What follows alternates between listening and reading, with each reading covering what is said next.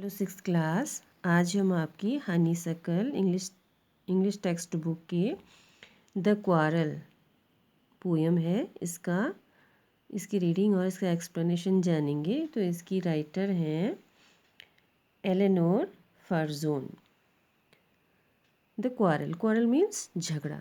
It is common for brothers and sisters to quarrel.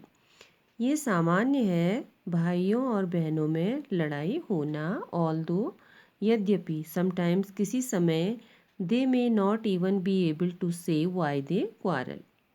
They may not even be able, वो कहने योग्य नहीं होते हैं कि वे क्यों झगड़ रहे हैं, ये बताने में समर्थ नहीं होते हैं। But how long do such quarrels last, लेकिन ऐसे झगड़े कब तक चलते हैं। हाउ डू दे एंड, वे कैसे समाप्त होते हैं। I quarreled with my brother. I don't know what about. One thing led to another and somehow we fell out. The start of it was slight, the end of it was strong. He said he was right. I knew he was wrong. तो मेरा अपने भाई के साथ झगड़ा हुआ। I don't know, मुझे नहीं पता। वट अबाउट, किस बारे में, किस बात से। One thing led to another, एक बात दूसरे को लेड आगे बढ़ाने लगी। एंड समहाउ, और किसी न किसी तरह से हम फेल आउट झगड़ने लगे। The start of it was slight, जो शुरुआत थी वो बहुत ही मामूली बात पे थी। स्लाइट तुच्छ बात पे, मामूली सी बात पे।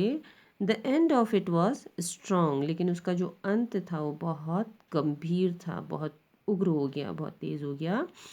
ही सैड, वो कहता था कि ही वॉज राइट, वो सही था। वो कहता था कि वो सही है। आई न्यू, मैं जानती थी कि वो गलत था। We hated one another. The afternoon turned black. Then suddenly my brother thumped me on the back and said, "Oh, come along. We can't go on all night." I was in the wrong, so he was in the right.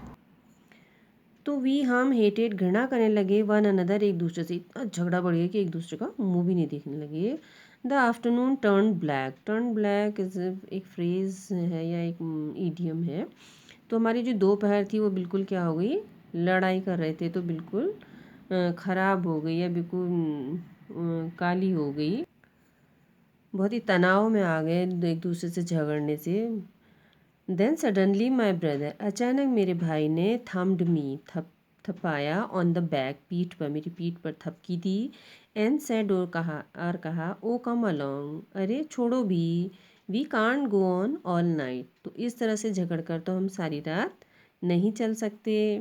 I was in the wrong, मैं ही गलत था। So he was in the right, इस तरह से वो सही था। तो देखा आपने किस तरह से पोएटस ने अपने भावनाओं को इस तरह से एक अच्छा सा कविता का रूप दिया।